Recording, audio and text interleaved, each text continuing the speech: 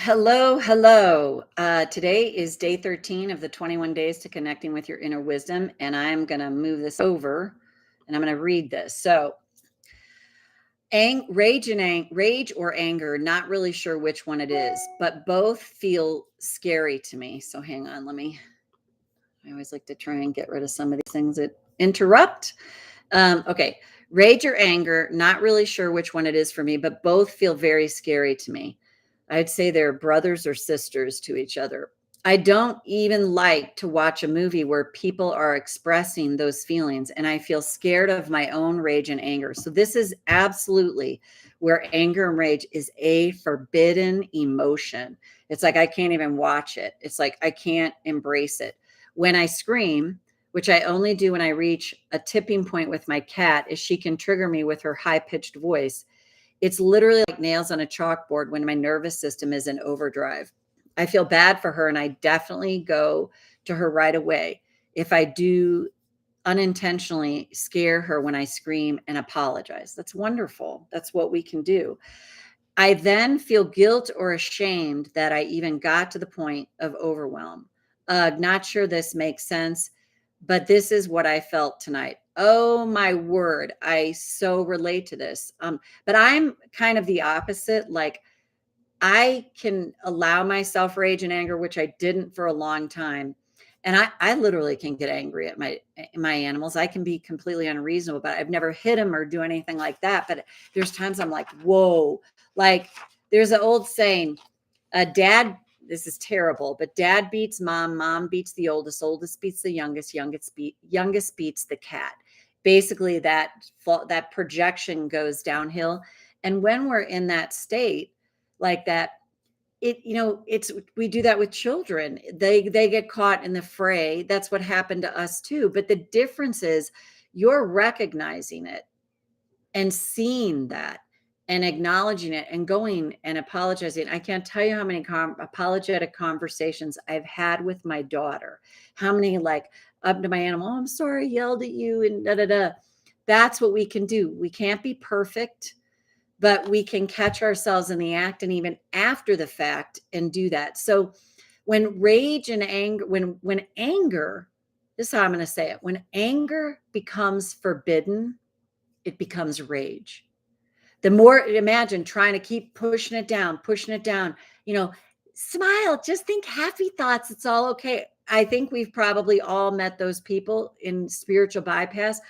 I know I have, where they're trying to happy thought their way through something. And I'm like, oh my God, they're so angry. I saw a lot of nuns like that. I experienced a lot of nuns like that. That kind of, I would call it this almost twisted smile of, it's all okay. And it's not, because we're disallowing our humanity and the anger. So, as I've said many times before in these, when I became abstinent years ago, I was living in Chicago. I was late 20s, and I had stopped using food to anesthetize myself, driving down the highway, and I'm pounding my fists on the steering wheel because all of these emotions were coming up that I was never allowed. I was witness to enraging behavior with my father with PTSD and watching my parents argue like so incessantly. So I witnessed it, but I wasn't allowed it. And I remember one time specifically, I was really upset and I was a little kid, maybe fifth grade, so maybe 10 or 11. And I was so upset and screaming. And my parents came in and basically told me to stop it, that it was inappropriate. And it was such a mind mess for me because I remember thinking, we listen to you practically every night to the point that the neighbors are concerned about us. But what I just did, it's not okay. That's when it becomes absolutely forbidden. So tapping allows us, what I would recommend for you when you feel like you can do this is I would recommend that you watch a show, but tap maybe just 30 seconds of it, whatever you feel like you can withstand. If you need support from a practitioner, make sure you have that in place. That might be the best way to do it. You want to know that you have this safety net to help you to tap and watch it. And so maybe do it with a practitioner and watch something that's like that you cannot watch, that you're like, oh, and it can lift, but you want to make sure that you're in a very safe place to do that so that you have the support you need. So for this, I'm going to keep it fairly general about anger. We're not going to go too dark and deep into this because I'll leave that for like private sessions. For people, I encourage you to get the private help you need to really deal with these heavier emotions so that you don't feel like I'm on my own here and I don't know what to do. But let's start here. Karate chop. Even though I have anger that can turn into rage, because I've never been allowed to fully feel it, I choose to honor my truth right now. Even though I want to find a safe place to allow myself to express my anger in a healthy way, I deeply and profoundly accept myself anyway now. Even though anger can be both healthy and unhealthy, and I want to experience the healthier side of it. And what if that's possible for me? Even if I might not know how yet, I choose to honor my truth right now. Anger can turn into rage when anger is not allowed to be expressed. When I was trained to stuff and bury it, feelings aren't buried dead, they're buried alive. And suppressed emotions of any kind get buried within me and buried in my body. And what if I can just set the intention now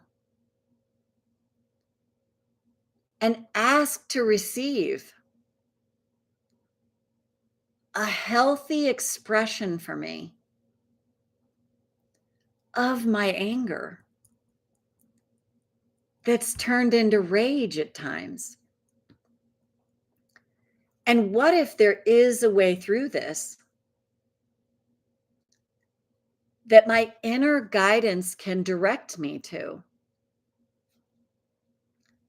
And what if the first step is the practice of learning to make it okay to feel and experience this? What if anger is okay?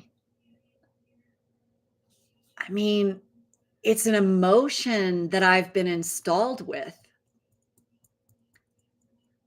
But what if I never saw the healthy version of anger? And what if I can? Because anger can spur positive action. Anger can help me to be boundaried for myself. Anger can help me and equip me to stand up for myself when I need to. And I like that idea a lot. That over time, I can learn to experience the healthy side of anger by allowing myself to feel the buried anger in a safe and healthy way. And take a breath. So, quick story. I don't know if I told this one on here. I tell so many stories, I don't always remember. So my story, I have a number of them, but I had a man. It was a non-binary dressing room, but it was open to heterosexual men and women and non-binaries. But this heterosexual man came in. I ended up going in a dressing room, and I'm in there, and I'm half dressed, and I hear this banging on the door. And then I hear the rattling of the door trying to open it. And I'm like, hello, I'm in here. And this guy goes down this whole rabbit hole, like, I don't know what possessed you to go into my dressing room and all this like entitlement and stuff. And I was like, clearly this guy's never been in a dressing room in his life. Because if he had been, he knows there's always clothes left in dressing rooms. And there was clothes in there, but I didn't look at him. I just had a couple things to try on and I was going to leave. But he kept on and kept on and kept on and kept on it. And I said to him, you can baffle yourself over why I'm in here, but the truth is I'm in here and I need to get dressed to get out of here. And then he kept going on and kept going on. I finally said, could you please just go F yourself? I was so sick of it. And then he goes down this rabbit hole of, aren't you charming? And, oh, look at what a lady you are. Like the guy's been nothing but this misogynistic man, but I'm the problem because I'm sick of his shit. And I'm expressing myself about that. And that was a way that truly I felt that was a healthy form of anger for me. My anger started to build and I'm like, I'm expressing myself like whatever. And then I opened the door and he's standing there like blocking me from getting out. And I'm like literally thinking, you think this intimidates me? It doesn't. And I move past him and I'm like, can you please get out of my way? And he's with his wife, a woman I assume is his wife. And he's like, aren't you charming? And you look in the mirror and you go F yourself. He was just this. And I was like, whatever, dude. So what happened with that is I was angry and I was using that angry to me in a very positive way to be like, I'm not going to like, you can try to intimidate me, but you're not. And I thought about this. If either of my daughters or any woman that was like more afraid of that or some young woman had experienced that, I was like, I would have clipped this guy's nuts. It was like, that's unbelievable to me. Not literally, of course, but I was like, I cannot believe this. Like, and I thought, I'm in this moment speaking up for all women who have so often been put in circumstances where we've been intimidated. I talked to the store manager. I went up the chain of command with this retail store. And I talked to a woman at corporate and she was like, oh my God, I have young women. I did what I could do with it. And of course, all the women were like, that's unconscionable. I can't believe. And I suggest them, if you're going to do dressing rooms this way, I highly recommend you have an attendant there because God forbid you get someone in there and something terrible happens. So I'm telling you that story because that's a productive way to use anger, to be like, I'm not going to allow myself to be intimidated. This guy's, he might try, but it's not going to work. He can say whatever he wants to me, but it's like, whatever, dude. I'm just, and of course I think about things afterwards. I could have called the cops while I was still in the dressing room, but I didn't have access to that here. I handled it the best way I could. And I have had no regret about that. Like I should have been nicer about it. And the last thing I'll tell you is when I went in the other room to finish what I was doing, I hear his wife say, honey, you know how you always talk about leading with kindness?